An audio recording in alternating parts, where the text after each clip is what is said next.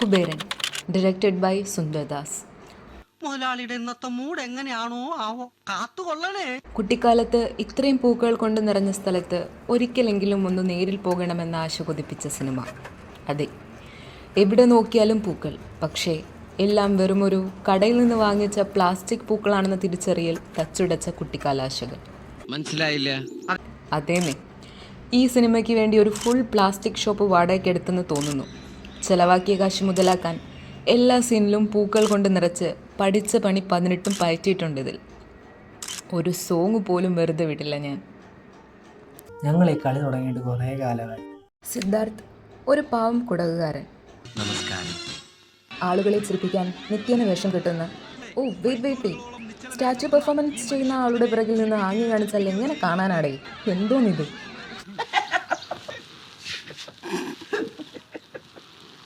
അതിനിടയിൽ background ഓഡിയൻസിലുള്ള blue sari ഇട്ട anti, ദൈവമേ, എന്നോട് വലത്തോട്ടാണോ ഇടത്തോട്ടാണോ പോവാൻ പറഞ്ഞത്? ഓ, വലത്തോട്ട് പോയേക്കാം.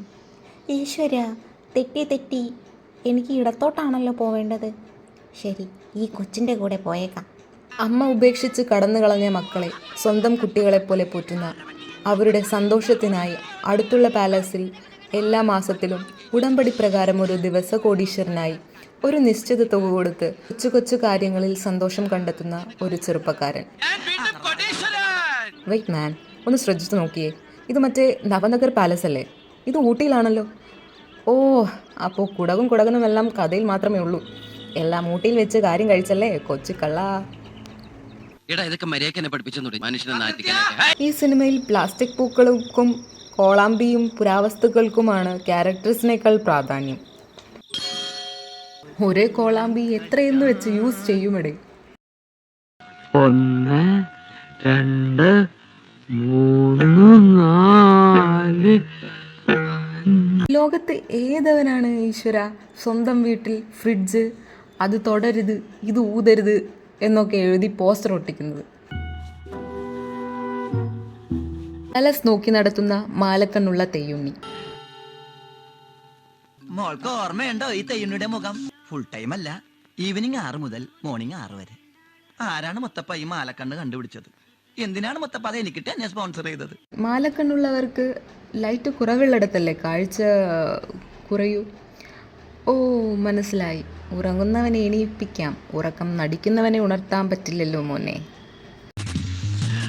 തൊട്ട് നോക്കാൻ ടച്ചിങ്സ് ഒന്നും എടുത്തില്ല. ഞാൻ തരാം. എന്റെ മദ്യവും കുടിച്ച് എന്റെ മുഖത്തന്നെ തുപ്പുന്നോടാ.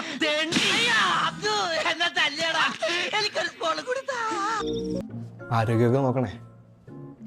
ഗൗരി ഒരു പക്വതയുള്ള പൂക്കാരി പെൺകുട്ടി, സിദ്ധാർത്ഥിൻ്റെ പ്രണയിനി. പക്ഷേ ആ പക്വത കാഴ്ചയിൽ മാത്രമേ ഉള്ളൂ എന്നതാണ് സാരം. പുള്ളിക്കാരിക്ക് ആർട്സ് ആൻഡ് ക്രാഫ്റ്റ് ഭയങ്കര ഇഷ്ടമാണെന്ന് തോന്നുന്നു. നന്നായി കളറിങ് ചെയ്യും. നല്ല ക്രിയേറ്റിവിറ്റി ആയതുകൊണ്ടായിരിക്കണം പ്രണയം കൂടുമ്പോൾ അത് പ്രകടിപ്പിക്കുന്നത് ക്യാൻവാസ് പേപ്പറിലോ ചുമരിലോ അല്ല, പകരം മിണ്ടാപ്രാണികളായ വളർത്തു പശുക്കളുടെയും ആടിൻ്റെയും കോഴിയുടെയും മേലെ. ചുണ്ടും ഒരു പൂവനെയും വെറുതെ വിടില്ലല്ലേ? കുട്ടികളുള്ള വീടായത് വഴിതെറ്റിക്കാനായിട്ട്.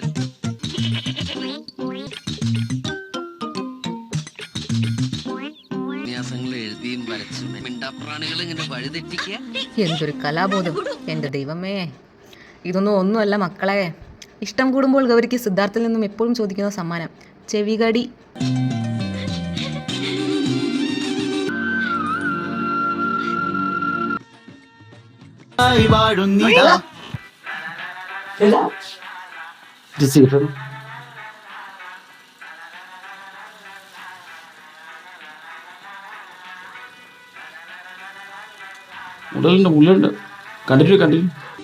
ഓ, മേ ബി ഗൗരിക്ക് ഇഷ്ടം കൂടുമ്പോൾ ചെവിയിൽ ചൊറിച്ചിൽ വരുന്നെന്ന് തോന്നുന്നു. എനിക്ക് പേടിയെന്ന് ലിവിംഗ് റൂമിൽ പോയിരിക്കും. അവിടെ ഇതുണ്ടല്ലോ, പൂജ പാലസ് ഉടമയുടെ ഏക മകൾ. വിവാഹ പ്രശ്നങ്ങളിൽ വീർപ്പുമുട്ടി എല്ലാവരിൽ നിന്നും ഒളിച്ചോടി തൻ്റെ അച്ഛൻ്റെ പാലസിൽ കഴിയാൻ വന്നവൾ. Her husband who is a സംശയരോഗി, ഞരമ്പ് രോഗി പ്ലസ് ഒരു വലിയ രോഗി.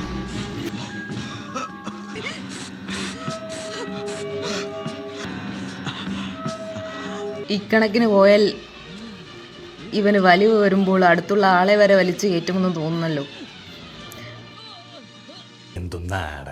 പാലസിൽ വന്ന അന്നു മുതൽ പൂജയും സിദ്ധാർത്ഥും തമ്മിൽ കീരിയും പാമ്പും പോലെ. Oh, I forgot to tell you guys. She has a hidden powers. വേറെ ഒന്നുമല്ല, ടൈം ട്രാവലിംഗ്. ഒരു രാത്രി അസ്ഥിവേഷം കെട്ടി സിദ്ധാർത്ഥ് പൂജയെ പേടിപ്പിച്ച് പാലസിൽ നിന്നിറങ്ങിയില്ല.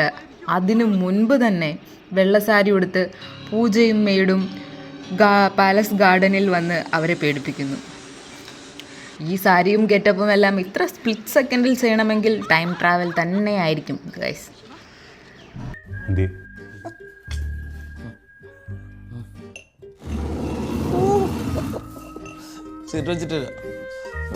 തൊട്ടതിനും പിടിച്ചതിനും പൂജ സിദ്ധാർത്ഥിനെതിരെ പോലീസ് കംപ്ലൈൻറ്റ് കൊടുക്കും. ജനൽ ചില്ല് കല്ലെറിഞ്ഞു പൊട്ടിയാവട്ടെ, അവൾക്ക് എന്ത് വന്നാലും സിദ്ധാർത്ഥാണ് ഒരേ കാരണക്കാരൻ എന്നുള്ള petition.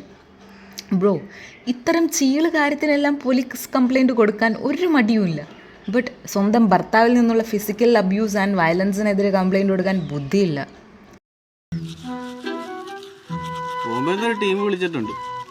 What is a problem, man? She is rich. She has the guts to go to the police station.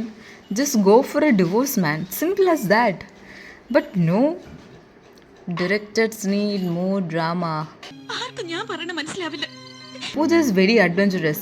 Now she is acting as if Siddharth is her husband. Wow, man. ഒടുവിൽ പൂജയും സിദ്ധാർത്ഥിനെ സ്വപ്നം കണ്ടു തുടങ്ങി. Director wants one more love angle. അച്ഛൻ്റെ ആവശ്യപ്രകാരം തൻ്റെ പ്രണയം വിട്ടുകൊടുക്കാൻ തയ്യാറായ ഗൗരി. ബട്ട് നോ, പാട്ടിലൂടെയെങ്കിലും സിദ്ധാർത്ഥിനെ തിരിച്ചെടുക്കാൻ ശ്രമിക്കുന്ന ഗൗരി. കൺമുന്നിൽ വന്നിട്ടും കണ്ടില്ലെന്ന് നടിക്കുന്ന സിദ്ധാർത്ഥ്. ലവ് ട്രയാങ്കിൾ, മാൻ.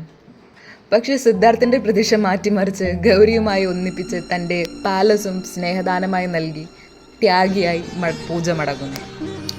ഉള്ളതുകൊണ്ട് ഓണം പോലെ എന്ന് അക്സെപ്റ്റ് ചെയ്ത് സിദ്ധാർത്ഥിൻ്റെ ഹാപ്പിലി എവർ ആഫ്റ്റർ ജീവിതം തുടരുന്നു. ഇതിനിടയിൽ കടിച്ചാൽ പൊട്ടാത്ത കോമഡി സീനുകൾ കുത്തിത്തിരികി നമ്മുടെ സംവിധായകൻ. എന്തിനാ ഭഗവാൻ എന്നെ ഇങ്ങനെ പരീക്ഷിക്കണേ? എറിഞ്ഞാൽ പൊട്ടുന്ന പടക്കം, എല്ലാ പ്രശ്നങ്ങൾക്കും ഒരേ ഗുണ്ട, ഫൈറ്റ് സീനിൽ എറിഞ്ഞു കൊടുക്കുന്ന കോഴികൾ, കുടിച്ചാൽ പോലും ഇതിൻ്റെ ടേസ്റ്റ് മനസ്സിലാക്കാൻ പറ്റാത്ത രാമാനുജൻ.